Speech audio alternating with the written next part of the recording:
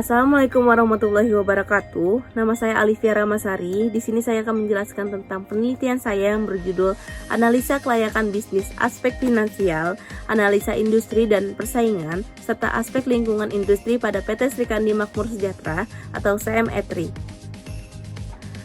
Industri kopi merupakan salah satu sektor yang sangat penting dalam perekonomian Indonesia.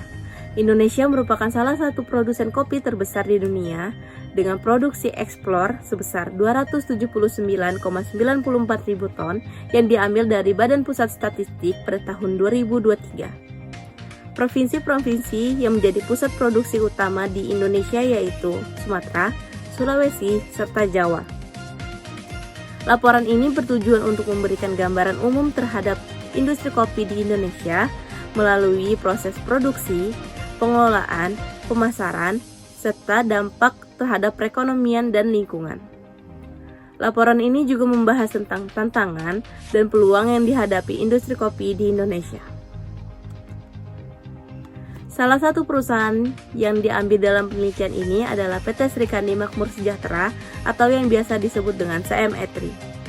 CME3 di bawah naungan PT Srikandi Makmur Sejahtera adalah perusahaan distributor kopi dan roti yang bekerja sama dengan Papibu Group serta Kopi AD, serta perusahaan ini didirikan pada tanggal 27 Maret 2024. CME3 menawarkan produk kopi dan roti yang berkualitas tinggi serta harga yang bersahabat. Target pasar yang mereka tawarkan yaitu anak-anak muda yang sangat gemar dengan kopi dan roti.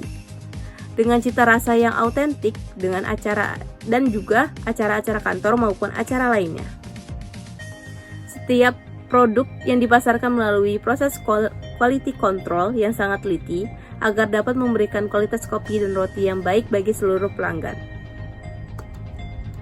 Tujuan penelitian ini adalah mengetahui bagaimana PT Srikandi Makmur Sejahtera menggunakan aspek finansial, analisa industri dan persaingan, serta aspek lingkungan industri untuk menjalankan usahanya. Manfaat penelitian yang pertama, manfaat objek penelitian.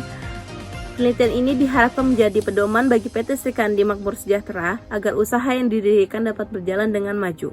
Yang kedua, manfaat bagi penelitian selanjutnya untuk menjadi sumber mengembangkan teori bagi penelitian yang akan melakukan penelitian selanjutnya.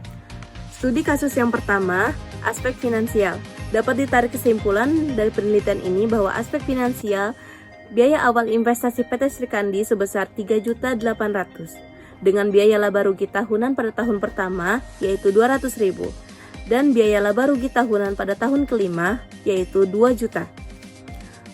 Waktu yang ditempuh untuk PT Srikandi balik modal sekitar 19-20 tahun dengan NPF sebesar 594.376 yang positif bahwa perusahaan ini bisa layak untuk dilanjutkan. Studi kasus yang kedua yaitu analisis industri dan persaingan.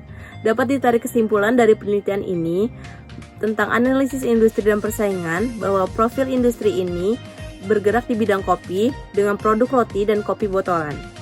Analisis quarters 5 end results yaitu persaingan tinggi, ancaman pendatang baru rendah, daya tawar pemasok tinggi, daya tawar pembeli sedang, serta ancaman produk pengganti sedang. Terus strategi diferensiasi yang dilakukan yaitu inovasi produk, harga sesuai kualitas, distribusi yang efektif, serta layanan yang ramah.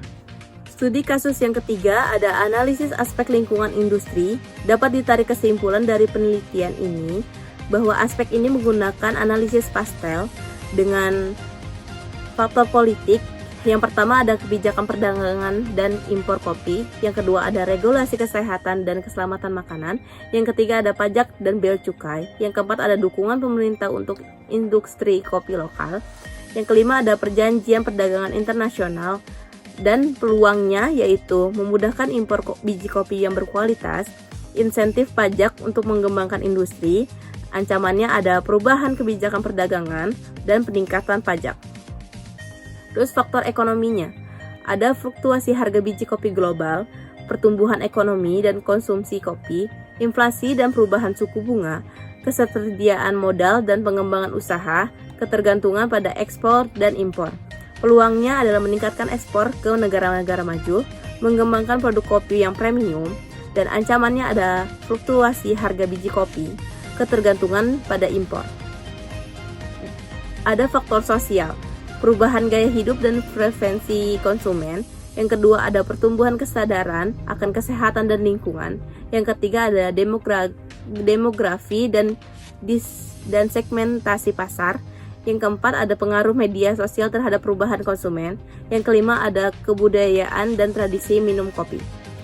Dan peluangnya yaitu mengembangkan produk kopi sehat, meningkatkan kesadaran merek melalui media sosial. Ada ancamannya yaitu perubahan preferensi konsumen. Yang kedua ada ketergantungan pada tren.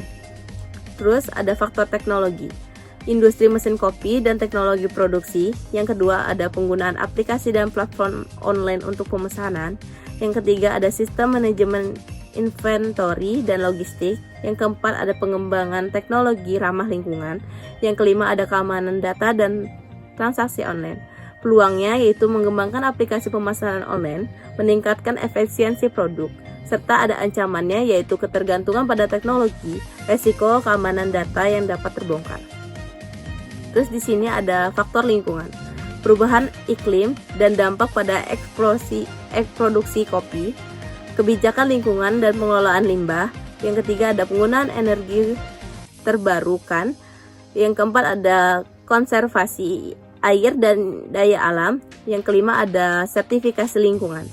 Di sini ada peluangnya yaitu mengembangkan kopi produk yang ramah lingkungan, mengurangi limbah dan emisi, serta ancamannya ada perubahan iklim, terus juga ada ketergantungan pada sumber daya alam. Di sini ada faktor hukumnya. Yang pertama peraturan tentang kesehatan dan keselamatan makanan. Yang kedua ada undang-undang perlindungan konsumen.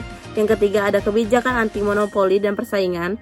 Yang keempat ada peraturan tentang hak cipta dan merek dagang. Yang kelima ada standar kualitas dan sertifikasi produk. Serta peluangnya yaitu mengembangkan produk yang memenuhi standar kualitas.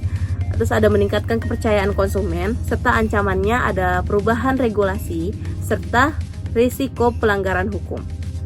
Dari penelitian tersebut dapat ditarik kesimpulan yaitu yang pertama, bisnis kopi memiliki potensi untuk berkembang dengan baik, namun harus menghadapi persaingan yang ketat dan perubahan kondisi lingkungan industri. Yang kedua, ada analisis pastel menunjukkan bahwa faktor-faktor seperti perubahan iklim, regulasi lingkungan, dan perkembangan teknologi dapat mempengaruhi bisnis kopi. Yang ketiga, ada bisnis kopi harus menyesuaikan diri dengan kondisi lingkungan industri dengan cara mengembangkan produk ramah lingkungan, mengembangkan kerjasama dengan petani kopi lokal, dan mengikuti perkembangan teknologi dan inovasi. Yang keempat ada analisis finansial menunjukkan bahwa bisnis kopi memiliki potensi untuk menghasilkan laba yang baik, namun harus menghadapi biaya awal investasi yang cukup besar. Yang kelima ada analisis SWOT menunjukkan bahwa bisnis kopi memiliki kekuatan seperti kualitas produk yang baik dan merek yang kuat, namun juga memiliki kelemahan seperti ketergantungan pada supplier dan biaya produksi yang sangat tinggi. Dengan demikian, bisnis ini harus terus berinovasi dan menyesuaikan diri dengan kondisi lingkungan industri untuk dapat bersaing dan berkembang dengan baik. Demikian presentasi yang dapat saya sampaikan tentang analisis dari PT Srikandi ini. Terima kasih.